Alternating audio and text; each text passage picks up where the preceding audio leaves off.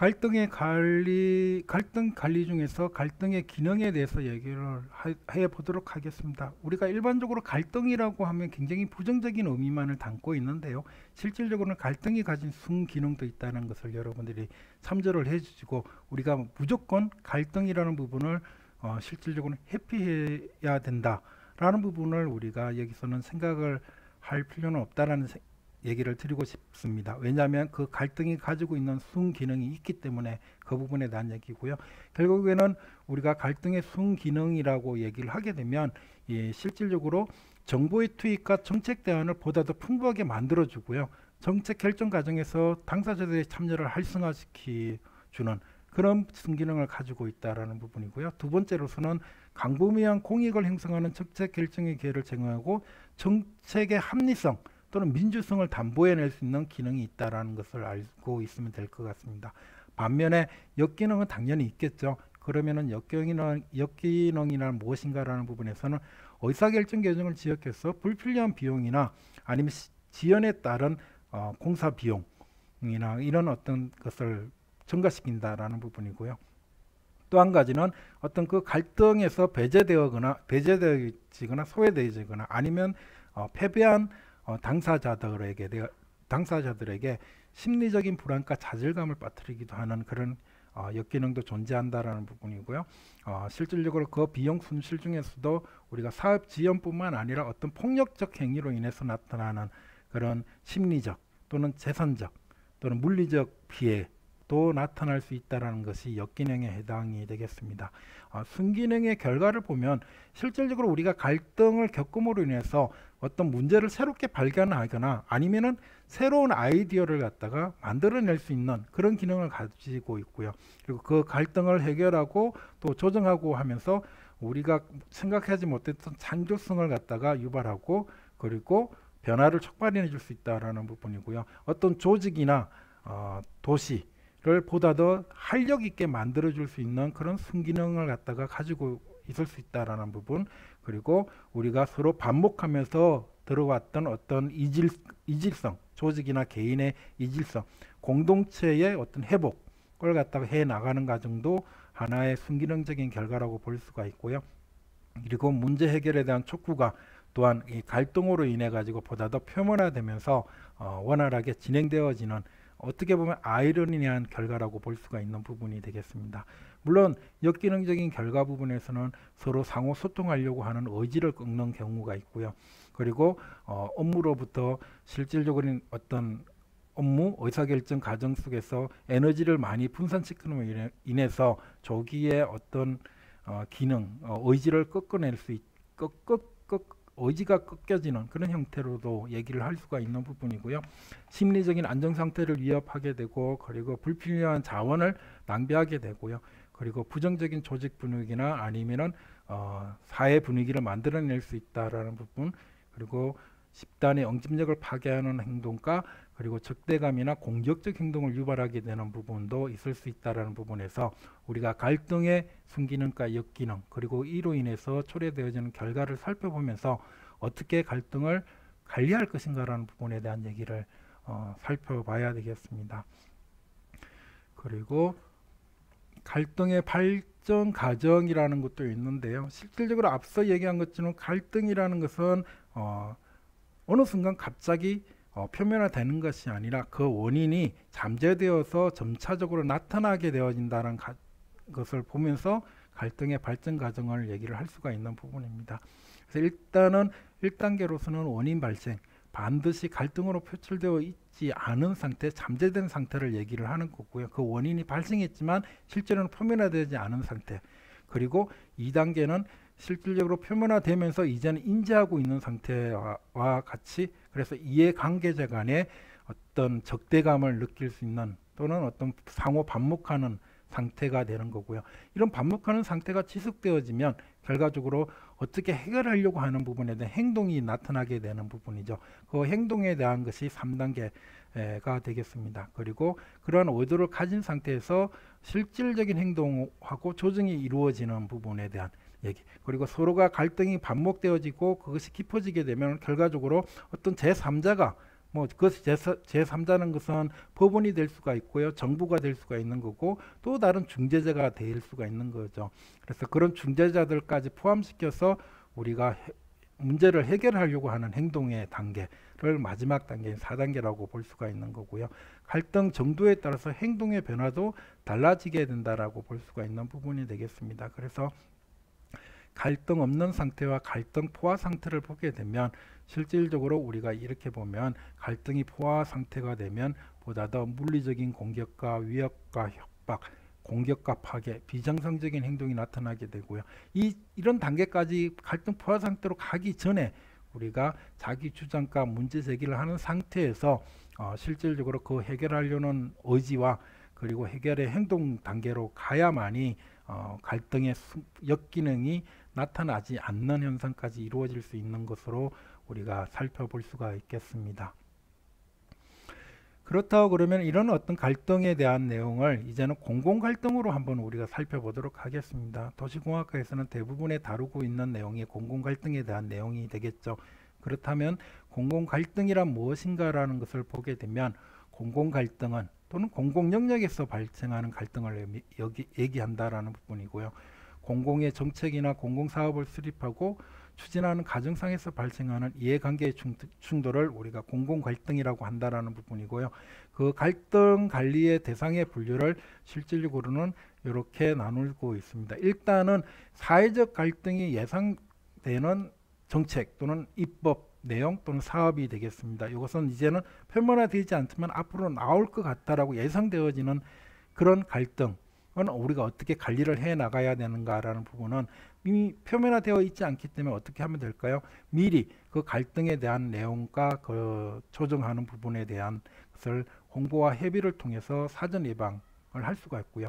그리고 표면화되지 않지만 앞으로 표면화될 것이다라고 하는 그 갈등의 영향이 얼마 정도인가라는 것을 우리가 분석을 해서 그 부분에 대한 것을 그 주제라든지 아니면 이해 당사자 간의 영향 분석을 통해 가지고 거기에 대해서 진단을 해 나갈 수 있는 부분, 그리고 미리 갈등이 생길 것 같은 부분들을 이해 당사자들을 모아서 우리가 수기적인 의견 수렴 기법 등을 활용해서 해결할 수 있는 방안이 되겠습니다.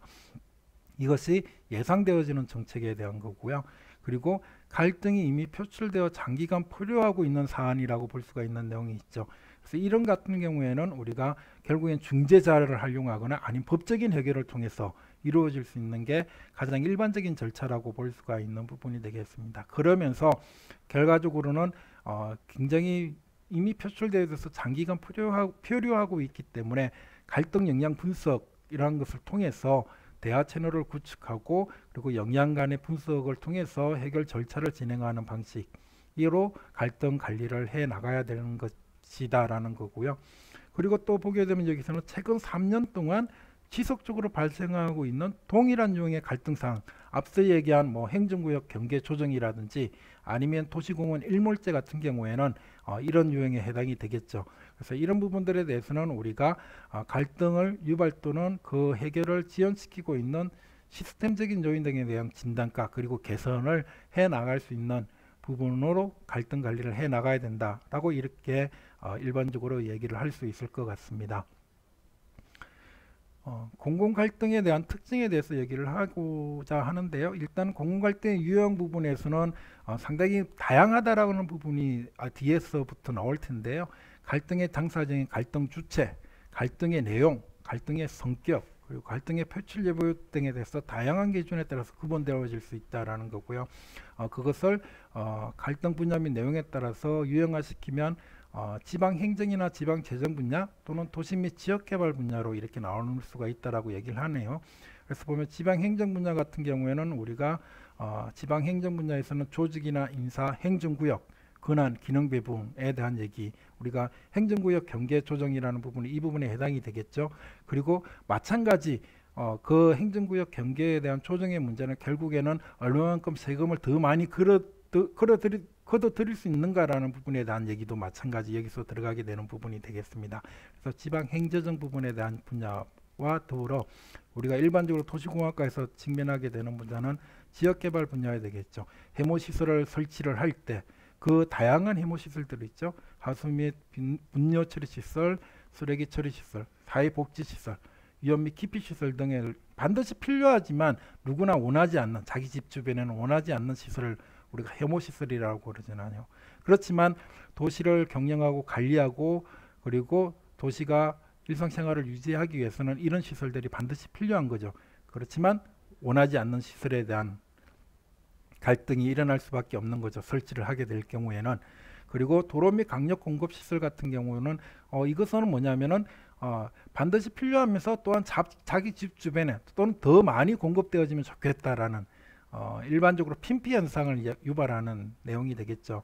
그래서 도로 개설이나 철도, 강력 상수도 같은 부분에 대한 설치와 입지 부분에 대한 얘기고요. 하천에 대한 것, 그리고 지역개발 관련 시설 부분에서는 민간개발 사업시설이나 대규모 공공개발 사업시설 같은 경우에는 실질적으로 죄송합니다. 마찬가지 민간이 개발을 하고 있지만 그 개발의 이익이 어디로 뻗쳐요? 외부적인 효과가 크죠. 그래서 외부의 경제 효과, 외부의 불경제 효과가 발생하는 시설들에 대해서도 갈등이 생겨날 수 있는 여지가 충분히 있다라는 것을 알 수 있겠습니다. 그러면은 공공 갈등의 주요 특징은 일반적으로 보게 되면 총 몇 가지가 있나요? 6가지로 분류를 하고 있습니다. 첫 번째는 이해관계자가 복잡하고 다양하다. 많으면서 복잡하고 다양하다라는 거고요. 예를 들면은 주요 이해관계자는 뭐 추진 주체, 만약 개발 사업이다 그러면 건설업자가 되겠죠. 건설업체. 또 지자체가 당연히 해당이 되고, 지자체 중에서도 또 마찬가지 청주시와 같은 기초단체나 충청북도와 같은 강력지자체 또 서로 다른 이해관계를 가질 수가 있습니다. 그리고 그게 따른 또 주민이나 단체, 거기서 사는 사람들, 거주하는 사람들 같은 경우에 이해관계자가 될 수 있고요. 그리고 시민환경단체와 종교단체 같은 경우에도 나는 직접적으로 관계는 없지만 우리 사회를 이렇게 만들어내가고 싶다, 바꾸고 싶어 한다라는 어떤 이해관계자로서 시민환경단체의 입김이 그리고 의견이 상당히 또 복잡하게 전개되어질 수 있다라는 부분이고요. 마찬가지 거기에 대한 또 전문가 등이 또한 복합적으로 개입하게 되는, 즉 공공 갈등은 상당히 많은 이해관계자와 그리고 다양한 이해관계자가 존재하는 특징을 가지고 있다는 거고요. 두 번째로서는 다양한 이슈가 존재한다라는 부분이 되겠습니다. 다양한 이슈가 존재한다는 것은 어떤 시설별로 다 다양한 이슈도 될 수가 있지만 하나의 어떤 사업이나 정책 또는 프로그램에 대해서 이해관계자 간의 입장과 견해 차이가 너무나 분명해서 협의에 도달하지 못하는, 예를 들면 청주시 매봉공원과 같이 실질적으로 토지 소유자의 입장과 그리고 토지 소유자가 아니면서 그 주변에 거주하던 주민들 같은 경우는 서로가 협치할 수 없는, 의견을 조율할 수 없는 견해 차이가 분명하게 존재하고 그리고 거기서 합의에 도달하기 어려운 점이 있다라는 부분이고요. 그리고 또한 거기서 얘기하는 부분이 가치라는 부분도 같이 들어가게 된다는 부분이 되겠습니다. 예를 들면 시민사회단체가 여기에 개입하는 경우에는 실질적으로 그 매공공원을 좀 더 환경 보존을 하고 싶어하는 의지가 뚜렷하기 때문에 개발 사업을 못하게 하는 부분에 대한 얘기가 되겠죠. 그런 부분에 대한 얘기, 그리고 실질적인 어떤 예산 부족이라든지 제도적인 한계, 어떻게 할 수 있는 다양한 장치, 제도적인 한계가 없기 때문에 그 부분에 대해서는 결과적으로 이런 부분들이 존재를 한다는 부분이 되겠습니다. 그래서 상당히 원만하게 해결하기 어려운 그런 입장 차이와 그리고 이슈가 존재한다는 것이 공공 갈등의 주요 특징 두 번째가 되겠습니다.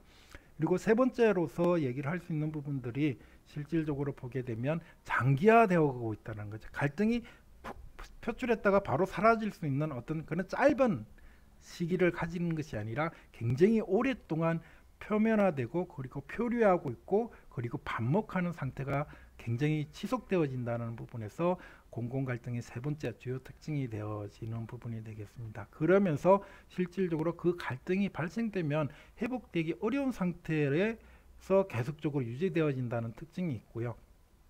그러므로 인해서 올해 사업이 지연됨으로 인해서 사회적 비용도 크게 증가한다는 부분입니다. 이 부분에 대한 사회적 비용은 또 뒤에 설명을 하도록 하겠습니다.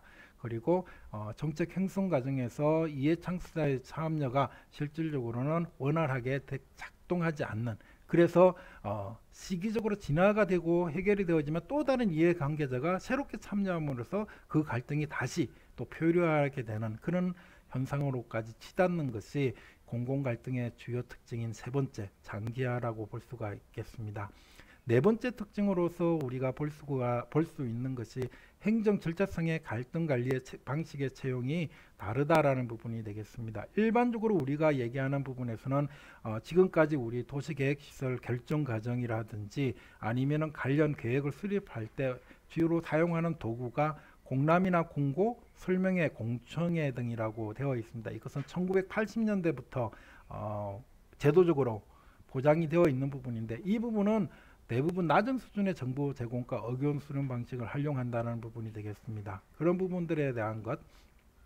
근데 보다 더 깊은 수기 민주주의나 협의회 등의 개최 및 운영은 선택상 반드시 의무적인 사항은 아닌 부분이 되겠습니다. 그래서 일반적으로 논의 과정이 대부분 형식적으로 진행이 되어지기 때문에 이해 관계자들 간에 원만한 합의 부분이 실질적으로는 어렵다라는 부분에서 행정 절차상의 갈등 관리 방식 채용이 지금까지는 대부분 형식적인 그런 것으로 표면적인 것으로 작동을 했기 때문에 더욱더 큰 갈등으로 또는 장기화되어지는 특징으로 귀결되어진다라고 볼 수가 있는 것이 다섯 번째 공공 갈등의 주요 특징이라고 볼 수가 있겠고요. 마지막으로 얘기할 수 있는 게 가장 어려운 부분이 되겠습니다. 주민 간의 갈등이라고 볼 수가 있는 거죠. 뭐 공공대 공공이면 그 위에 있는 또 상위의 공공기관이 중재를 해줄 수가 있고요. 또 그 부분에 대해서 서로 공공이기 때문에 서로 양보하면서 합의점을 찾아내 갈 수가 있는데 주민 간의 갈등 같은 경우는 이게 굉장히 서로 반목하면서 또한 합의에 이르기 어려운 갈등으로 치닫는 것이 많습니다. 그런 부분들이 자원 배분, 즉 매봉공원이라는 그 토지에 대해서 그 기반에서 주도권 싸움이라고 볼 수 있는 거죠. 매봉공원의 토지 소유자들과 그리고 그 주변에 거주하는 거주민들 간의 주도권 싸움이죠. 이것을 실질적으로 누가 보다 더 유리하게 가져갈 것인가에 대한 주도권 싸움이 될 수가 있고요. 그리고 이해와 가치의 충돌입니다. 특히 가치의 충돌이 이루어지게 되면 상당히 어려워지게 되는 부분이 되겠습니다. 그리고 마찬가지 실질적으로 정부가 조정할 수 있는 능력이라든지 의지가 부족할 수도 있고요. 부족한 측면이 있을 경우에도 장기화되는 경우도 있지만 실질적으로는 조정하고 싶지만 그 조정할 수 있는 대안적인 장치나 제도가 없기 때문에 발생할 수 있는 부분이 되겠습니다.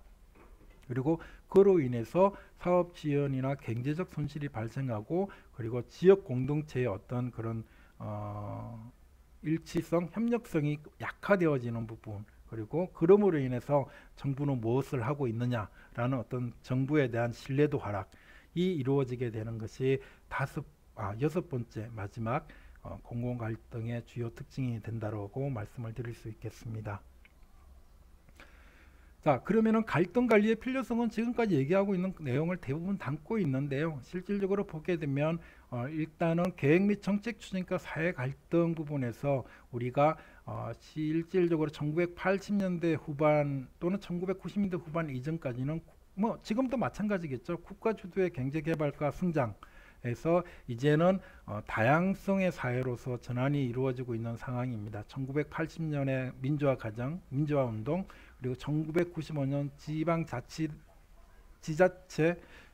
지방자치법 실시 이후에서 본격적으로 표출되기 시작하는 부분들이고요. 이것은 국가 주도의 어떤 개발과 경제 발전과 그리고 사회 발전을 넘어서서 이제는 주민들이 보다 더 주인이 되는 그런 어떤 도시와 지역, 국가가 되어지고 있는 부분에서 거기에 대한 의견 표출이 이루어지는 것이 1980년대 후반과 1990년대 중반 이 되겠습니다. 그리고 지방자치제 실시 위해서 굉장히 많이 정부가 정책이나 지역 현안 또는 사업에 대해서 국민의 요구의 다양성을 수렴하려고 하고 그리고 참여적 의사결정의 중요성을 보다 더 강조하고 그리고 수렴하려고 하는 그런 어떤 또 변화된 자세에서 이러한 부분들에 대한 사회 갈등이 보다 더 점점점 커져 왔다라는 거고요. 특히 보게 되면 OECD 29개 회원국 중에서 우리나라가 두 번째로 심각한 사회 갈등을 가지고 있다라고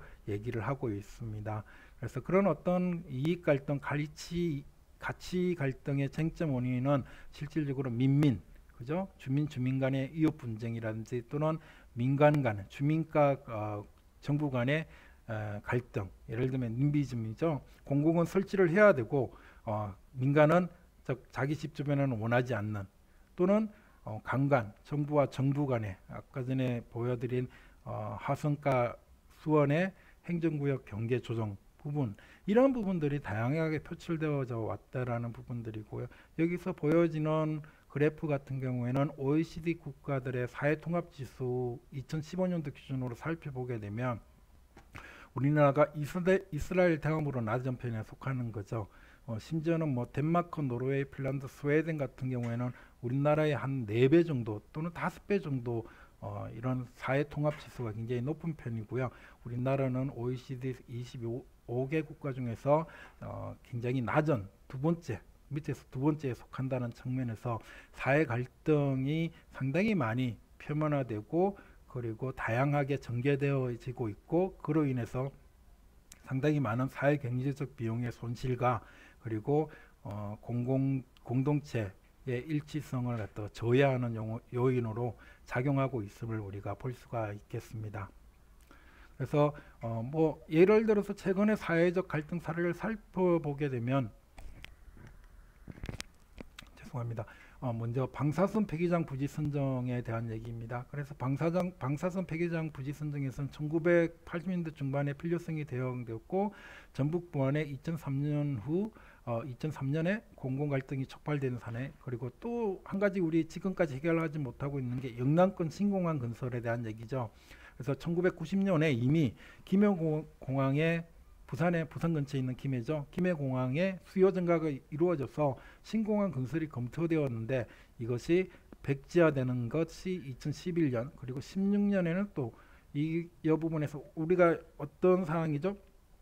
지금 보면 부산 가덕도에 대안이 하나 있었고요. 또 대구 근처에 있는 그쪽에 정확하게 기억이 안 나는데 거기하고 어디로 할 것인가라는 것이 부산 주민과 경상남도 주민, 대구 주민과 경상북도 주민들, 그리고 그 정부 간에 또 지방 정부 간의 갈등이 상당히 첨예하고, 그렇기 때문에 실질적으로는 다 모든 것들에 대한 그 입지를 백자시키고 김해공항이 있는 현재 김해공항을 확장하는 방향으로 2016년도에 결정되었다가 또다시 또 정부 또 국회의원들이 실질적으로 그 부분에 대한 신공항을 어디서 할 것인가라는 것이 재점화되어 가지고 여전히 진행 중에 있는 상황이 되겠습니다. 결과적으로 보면 1990년에 시작을 해서 2020년, 결과적으로 20년, 30년이죠. 30년 동안 이 신공항 건설이 지연이 되고 있다라는 것을 보게 되는 거고요. 이 30년 동안의 지연으로 인해서 부산, 경남, 대구, 경북 지역의 어떤 지역 발전이 상당히 많이 저해되고 있다라는 것을 우리가 알 수가 있겠습니다. 그래서 어디에 입지하느냐도 굉장히 중요하지만 그로 인해서 30년 동안 지연됨으로 인해서 나타나게 되는 사회 경제적 비용이 굉장히 크다. 그럼에도 불구하고 이 지역 간 갈등 또는 지방 정부 간의 갈등으로 인해서 실질적으로 합의에 도달하지 못하고, 그래서 총량적으로 보게 되면 이 동네들의 지역들의 지역 경제 발전이 상당히 더디게 오히려 저해되고 있는 상황으로까지 치닫고 있는 상황이 되겠습니다. 그런 부분들에 대한 얘기가 사회적 갈등의 사례라고 볼 수가 있고요.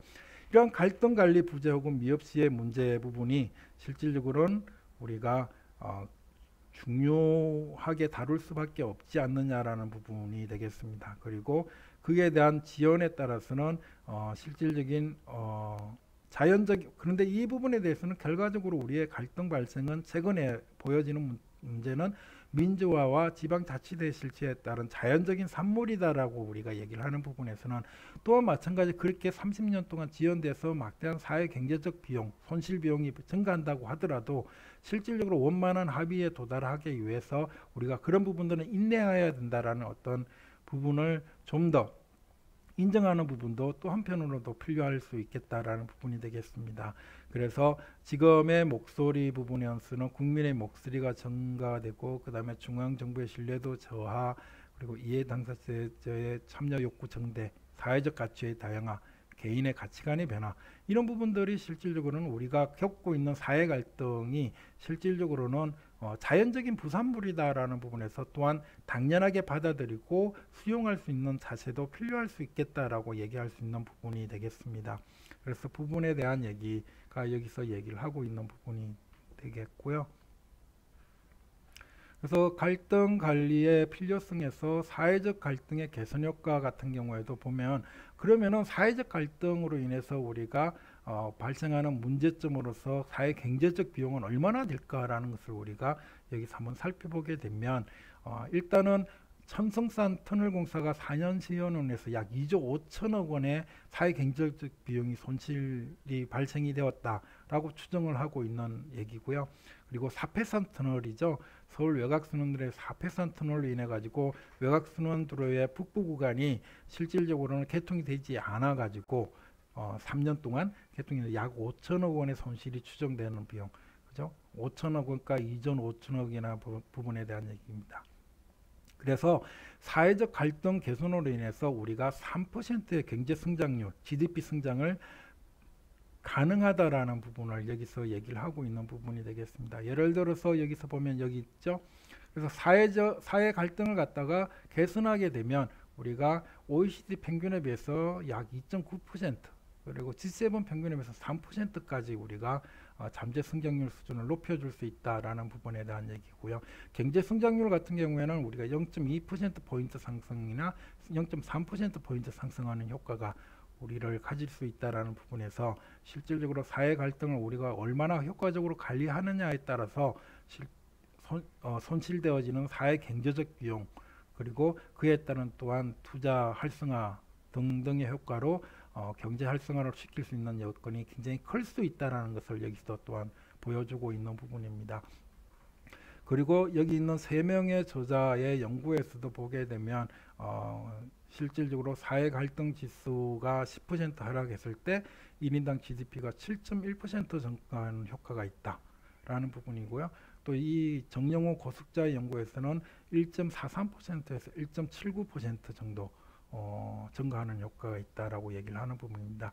물론 이 결과 부분에서 상당히 큰 차이가 있지만 최소한 1.43%에서 최대 7.1%까지 증가할 수 있다라는 것을 우리가 살펴보고 있고, 그리고 또 이 연구에서도 볼 수 있는 부분에서 상당히 그 비율이 클 수 있다라는 부분에서 사회적 갈등을 우리가 효과적으로 또 효율적으로 관리를 해 나갈 수 있는 제도적 장치 또는 그 기법에 대한 적극적인 적용 등이 필요하다는 것을 여기서 알 수 있겠습니다. 그러면 갈등 관리 부분에서는 결과적으로 얘기하면 그런 어떤 사회 경제적 비용에서 한 손실 비용을 제거하기 위해서라도 선제적인 갈등 예방과 적극적인 갈등 관리를 통해서 사회적 비용을 최소화해야 된다는 부분이고요. 그렇지만 그 갈등을 우리가 무조건 회피하거나 방지하는 것이 아니라 이 갈등이 사회 발전에 긍정적으로 작용할 수 있도록 우리가 해나가야 된다는 부분이 또한 얘기를 할 수가 있겠습니다. 즉 우리가 겪고 있는 갈등이라는 것은 자연적이면서 또한 필연적일 수 있는 현상이다라는 것을 수용을 하고 거기에 대해서 선제적이고 적극적으로 갈등 관리를 해 나가야 되겠다라는 부분이고요. 그리고 그 갈등이 실질적으로 사회 발전에도 긍정적인 영향을 준다라는 것이 서울 시민들의 여론조사 결과에서도 나타나고 있는 부분이고요. 우리나라의 같은 경우는 갈등이 있는 편이다. 최근 1년간에서 91.6%가 예라고 대답을 한 부분입니다. 그리고 우리나라의 전반적인 갈등 정도는 실질적으로 2016년과 2017년도 보게 되면 2016년도에는 91.6%가 갈등이 있다고 얘기했지만 한 해 지나서는 78.0%로 좀 줄어드는 것을 볼 수가 있겠습니다. 좀 줄어든 경우 굉장히 많이 줄어들었다고 보여지는 부분이 되겠죠. 그래서 우리가 갈등을 자연스럽고 필연적인 현상으로 받아들이면서도 선제적이고 적극적으로 갈등 관리를 해서 표면화되기 이전에 그 갈등을 해소할 수 있는 방향과 표면화되었다면 그것을 보다 더 작은 사회적 비용을 추가하면서 갈등을 해결해 나갈 수 있는 방향으로 갈 필요가 있다는 것을 여기서 보여주고 있습니다. 또한 공공갈등의 발생의 주 원인을 2017년도 서울시민의 설문조사 결과를 보게 되면 첫 번째가 갈등이 왜 발생하느냐라는 부분은 서로 배려하는 성숙한 민주적 시민의식이 부족하다라는 것이 제일 1순위였고요. 그리고 대정부 불신이 부족하다. 전반적인 사회 신뢰가 부족하다는 게 두 번째, 그리고 소통 문화의 부족이 세 번째가 되겠고요. 그리고 관련 제도나 절차가 미비하기 때문에, 그리고 주민이 적극적으로 의사결정을 참여할 수 있는 기회가 부족하기 때문에 등등이 이렇게 나와 있는 부분이 되겠습니다. 그래서 그런 부분들을 연령대와 학력별로 보게 되면 첫 번째 느꼈던 어떤 민주적 시민의식 부족을 느끼는 부분에 대한 연령대는 50대와 60대가 많고요. 그리고 학력 수준이 낮은 시민들 같은 경우는 보다 더 많이 인식을 하고 있는 부분이 되겠습니다. 그리고 사회 신뢰가 부족하다는 연령층 같은 경우는 주로 20대가 굉장히 높은 비율을 차지하고 있고요. 주로 교육 수준이 높은 계층에서 이런 대정부 불신 등의 전반적인 사회 신뢰가 부족하기 때문에 갈등이 발생한다라고 보고 있는 내용이 되겠습니다. 그리고 소통 문화의 부족은 주로 40대 계층이 많았고요. 그리고 법 제도 절차가 미비해서 그렇다라고 생각하는 시민들 같은 경우는 30대가 주로 많은 것을 볼 수가 있겠습니다. 그리고 공공 갈등의 분야와 신경성 부분에서는 앞서 얘기한 것처럼 굉장히 많이 줄어든 부분이 되겠습니다. 바로 1년 만에 그렇다고 얘기하는 거고요. 서울시 공공 갈등의 심각한 수준을 분야별로 살펴보면은 일단 주택 부분이 가장 크고요. 그 다음에 경제, 교육 부분이 되겠고, 그 다음에 환경이고요. 복지나 안전, 교통, 문화는 상대적으로 평균적인 심각성 부분에서는 조금 더 낮은 비율을 차지하고 있습니다. 그래서 그렇다고 그러면 이런 어떤 공공 갈등의 심각한 수준을 해결하기 위해서 서울 시민들은 어떻게 해결할 것인가에 대한 해결 방안에 대해서는 결국엔 제3자를 통한 조정과 하해 시도, 그리고 대화를 통해서 끝까지 해결해야 된다. 그리고 법적으로 해결하자라고 하는 부분인데, 결국엔 제3자 개입의 조정과 하해 시도 부분에 대한 얘기가 좀 더 크다라는 것을 볼 수가 있겠습니다. 그럼 여기까지 우리가 배운 내용을 한 번 더 간단한 퀴즈를 통해서 풀고 그 다음으로 넘어가도록 하겠습니다.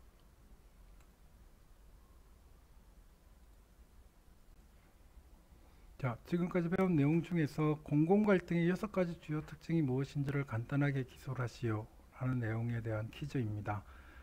앞서 설명한 내용에서 표로 설명을 드렸죠. 그 표를 보게 되면 여기 나와 있는 부분이 되겠습니다. 이해관계자가 복잡하고 다양하다. 다양한 이슈가 존재하는 것이 공공갈등이다. 그리고 공공갈등의 기간이 길어지게 되는 것이 특징이다. 그리고 행정 절차상의 갈등관리 방식 채용이 소극적이기 때문에 그렇다. 그리고 주민과 시민 환경단체 간의 갈등으로 인해서 이해관계자의 갈등이 심각해질 수 있다. 주민 간 갈등이 주요 내용을 가지고 있다라는 부분이 되겠습니다.